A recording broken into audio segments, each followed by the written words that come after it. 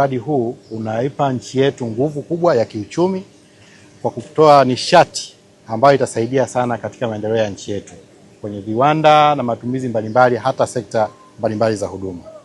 Kwa nchi yetu imejizatiti vizuri katika eneo hili, lakini vile vile tumeona namna ambavyo mradi huu umewekezwa na kusimamiwa kwa ufanisi mkubwa.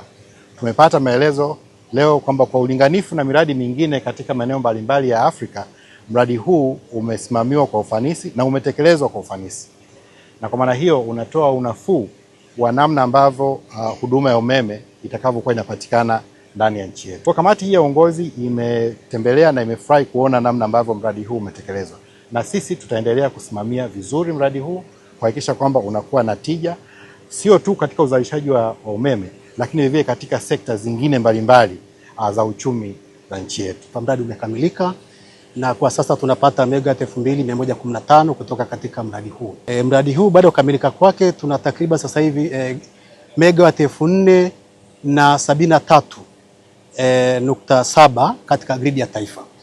Kwa hiyo utaona ni zaidi ya mara mbili sasa uzalishaji umeongezeka. Kamati hii imeridhishwa na mradi ambavyo umeendelea. Kwanza, kituo cha kupoza umeme cha Chalinze chenye kimekamilika kwa 100%.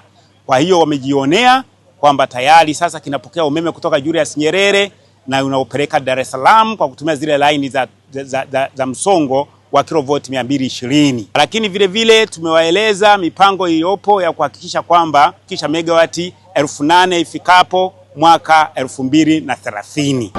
TANESCO, tunayaangaza maisha yako.